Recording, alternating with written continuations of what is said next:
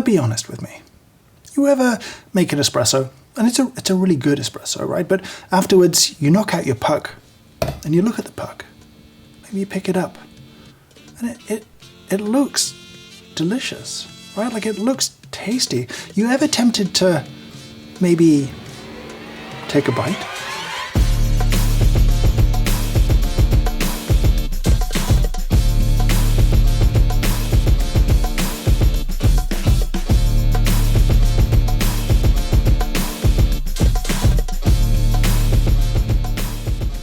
Welcome to something a little bit silly.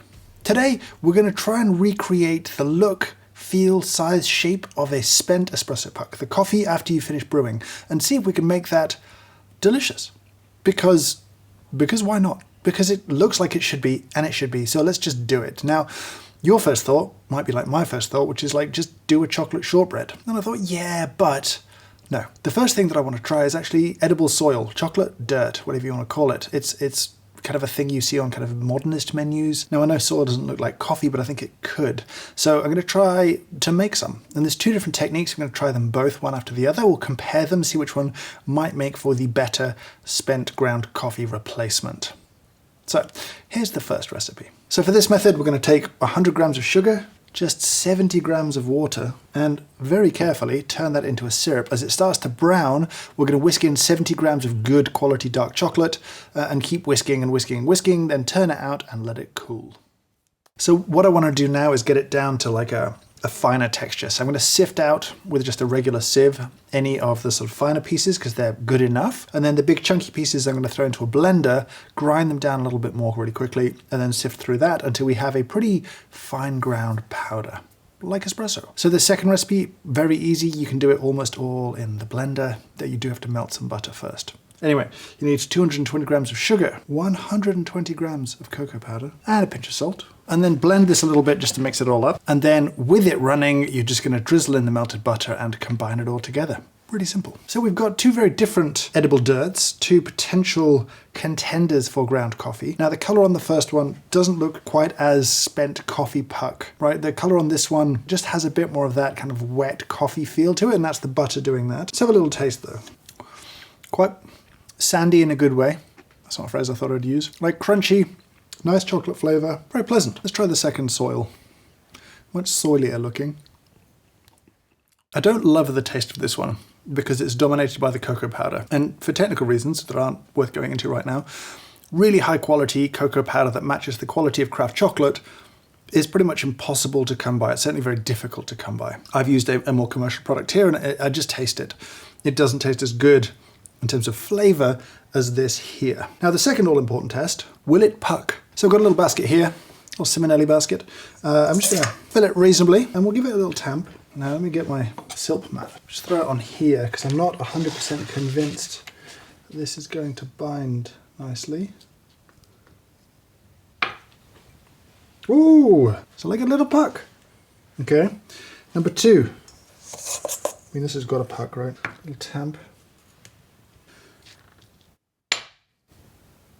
Now that doesn't look quite as good, but it looks like it's holding together better.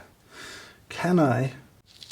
No. If you knock out a puck before you brew it, it's like this. You can't pick it up. It's like ground coffee that hasn't been brewed yet. This picks up. I don't want to get into baking these things for reasons I'll get into in a second, but definitely the butter is playing an important role here. I think we might be able to get the best of both worlds. What I'm going to try and do is just work through into this, what I've got here of the first one, a little bit of butter. I'm going to melt a little bit of butter, I'm going to work it into it and see if it'll add that kind of binding agent, especially once I've cooled it down a little bit. So let's give that a try. So to get things close, I've taken the ratio of butter to other stuff from the second recipe. I'm going to add it in to the first recipe and see what happens. I probably should be doing it in the blender.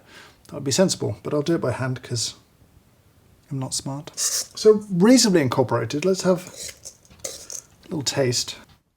In a surprise to exactly no one, taking something delicious and adding butter is delicious. Will it puck?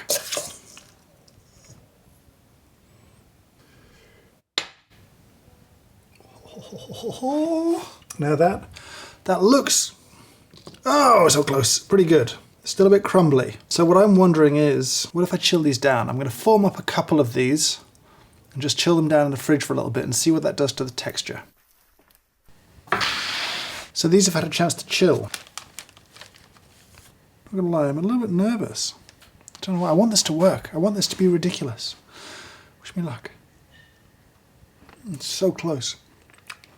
So close, but it's too crumbly. We're so nearly there.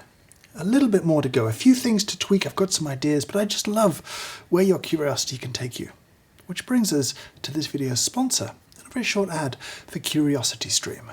CuriosityStream is a subscription streaming service full of thousands of documentaries and non-fiction titles from some of the world's best filmmakers. Think of it a little bit like Netflix for people who just love learning interesting things. There's a huge array of different stuff on there to explore, and of course, there's stuff dedicated to things that I find interesting, like food, and of course, there's films about coffee too. If you want to check one out, I recently enjoyed a film called Caffeinated. It was beautifully shot, features some really smart, wonderful people, and is a great little film all about coffee. But there's loads more to explore on there. Now, it is incredibly affordable at just under $20 a year, but here's the deal. As sponsors of this video, if you go to CuriosityStream/Hoffmann and use the discount code Hoffmann, you can get 25% off. That makes it $14.99 for the year. For the whole year, for unlimited watching of all of these amazing films for the year. So if you want to sign up, just click the link in the description down below. Thank you so much to CuriosityStream for sponsoring this video. So, how did we do? Should we have a little taste of our recreated espresso puck? What's this one? Cheers.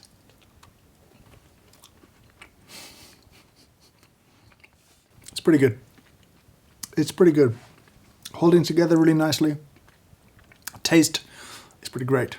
Let me tell you how to make these. First thing is make coffee butter. Now, we've made coffee butter before in the ultimate kind of coffee cake recipe. 2 parts butter to 1 part coffee, so 100 grams of butter and 50 grams of coffee. Let it steep and infuse on a very low heat for about an hour and strain it out. Next thing is to make the edible soil. So it's 100 grams of sugar and 30 grams of water. Heat that in a pan until 135 degrees Celsius.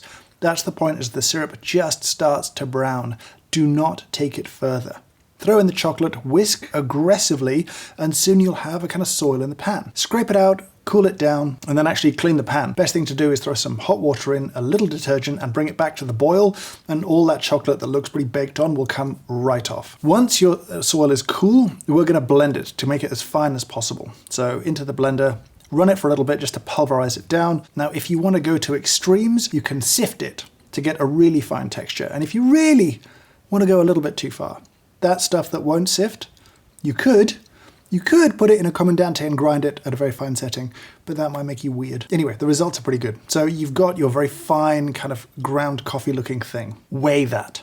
Now, I had about 140 grams, and that's going to tell us how much butter to use. So multiply by 0.23, and that's how much butter you need, but that's going to include a little bit of chocolate. So I needed 30 grams of butter, but I substituted 5 grams of that for 5 grams of chocolate. This just helps set the whole thing up at the end. It means we don't really have to bake it and it will stick together. At this point, I added 5 grams of cocoa powder and 1.5 grams of salt. Gently incorporate that kind of warm chocolate butter into the edible soil, stir it all together, and you've got everything you need for a delicious little biscuit. We're going to form these in double baskets. Make sure it's nice and clean, like fully clean, and then heap it in there, tamp it down. Sorry to the tamper. And then, if you're feeling like you want the real attention to detail, well, I chose to use a screen and a screw just to add a little realism to the top of my puck. Knock them out into a little freezer-proof bag. I just like to keep them that way in case I want to chill them quickly. Or you can just knock them onto a plate to put in the fridge. They're going to need maybe 2 hours in the fridge to fully set up and be ready to go. And at the end of it, you've got this delicious little espresso puck. Now, I used an espresso roast in my coffee butter because I wanted just like a little tickle of bitterness, because it is quite sweet, right? It's ultimately quite a sweet thing. And I wanted to offset that with a little saltiness, a little bitter, a little sweet, a little kind of sugary good time. All right, it's got some nice fattiness to it. It feels quite crumbly at the start, then the fat in there kind of melts in the mouth a little bit as you chew.